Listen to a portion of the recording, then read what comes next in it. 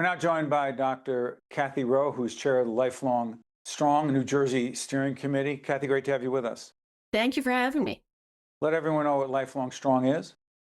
So Lifelong Strong New Jersey, it's a collaborative campaign of advocates, thought leaders, philanthropists, academics who are urging our next governor to prioritize aging in policy, in all forms of policy, so that we can ensure that older adults can age and thrive in the Garden State. And you're also executive director of the New Jersey Advocates for Aging Well. So you have a great, compelling op-ed piece, if you will. Thank you. Editorial piece in Spotlight. This is a quote. The next governor, Governor Cheryl, has 1.6 million reasons to prioritize aging. Make the case. Well, it is true. 1.6 million New Jerseyans are age 65 and older, and that number is growing. Proportionately, as the state, like many states, we are aging, and it is time for us to prepare for that. So during the first term of Governor-elect Cheryl, New Jerseyans are going to outnumber the students sitting in our classrooms. That's time to strategically make change in how we do things, how we prioritize, and how we share our resources. By 2034, adults age 60 and older are going to be 25% of New Jersey's population. And already, about 40% of our older residents can't meet their basic needs. So our state is aging, the proportion of older adults is aging, and we need to prepare for it now before it becomes a crisis. We can get ahead of the curve. Cathy, I'm sorry for interrupting. What does that agenda look like? Top 2 or 3 items? Well, as Mike and Cheryl campaign, affordability is a top issue in New Jersey, and that is the same for aging. So housing affordability, property tax relief, healthcare affordability. Energy costs. Energy costs too. But we have many programs in New Jersey that help older adults or assist them with these challenges, but we can't keep putting a Band-Aid on this and fixing problems one-on-one.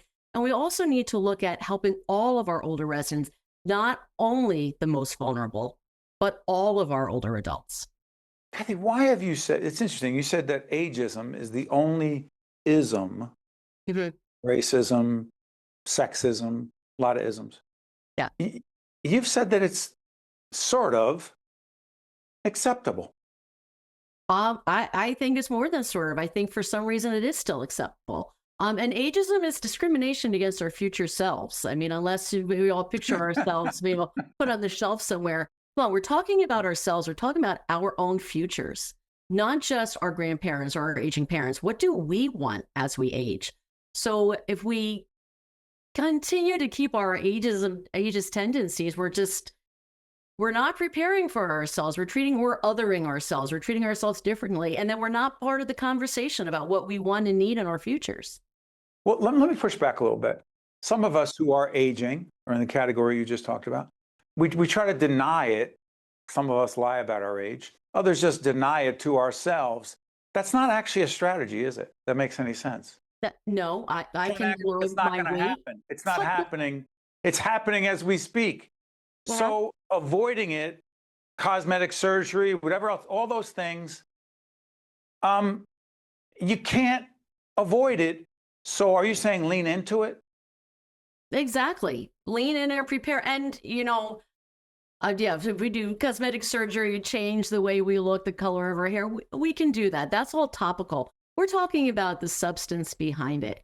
What do we need? Let's expect to age well into our 80s, into our 90s, and think about what we need. We need housing. We need transportation. We need economic security.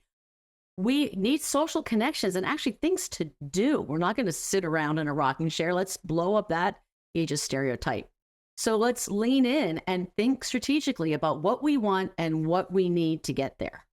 You know, as I talk to my mom, who I know watches on a regular basis, who is 90, Ma, you can't lie about your age because I've said it before on the air. So my mom often will say to me that, and because she loves going out and being around people, that one of the worst things for her, because she's so sharp, so smart, so engaged, so aware, is sometimes feeling isolated. That's not uncommon, Cathy, is it? You are absolutely correct. It's not. And, for some reason, we are rightfully focused on social isolation among our younger population, how social media has impacted that. That's We right. don't have that conversation about older adults who are socially isolated because their partner may have died or might not be the same person they've lived with all the years. Their family has moved away. Their friends are no longer mobile or nearby. So, I think it's ageist. We know that this has a huge mental health impact on younger people. It affects all of us at every stage of our life. It's not that anything gets magically better when we turn 60 or 65. All of the same issues are there. Some are more pronounced. And we know now from our previous Surgeon General that social connection and fighting loneliness is the equivalent of giving up smoking a pack of cigarettes a day. This isn't just something nice. This is something necessary. It affects our mental, physical, and social well-being.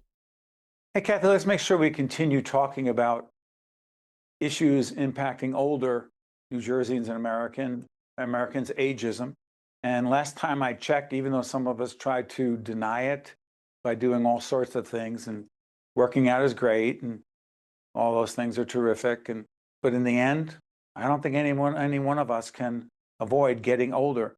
Let's do it together and let's lean in, as Cathy said. Hey, thank you, Cathy. Appreciate it. Thank you for having me. We'll continue the conversation. Stay with us. We'll be right back. State of Affairs with Steve Adubato is a production of the Caucus Educational Corporation.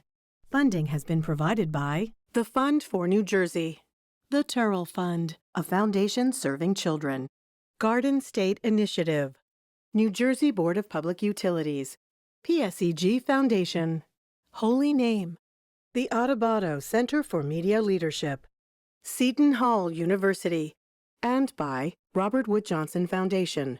Promotional support provided by Insider NJ and by NJBIA. At the New Jersey Board of Public Utilities, affordability is always top of mind. We offer a variety of energy assistance and other programs to help New Jersey residents reduce their energy use and save money. The Community Solar Energy Program delivers immediate electric bill savings to all subscribers regardless of income. And our free Comfort Partners program helps qualified residents save money and make energy efficient upgrades. We work to put affordability within reach for New Jersey residents.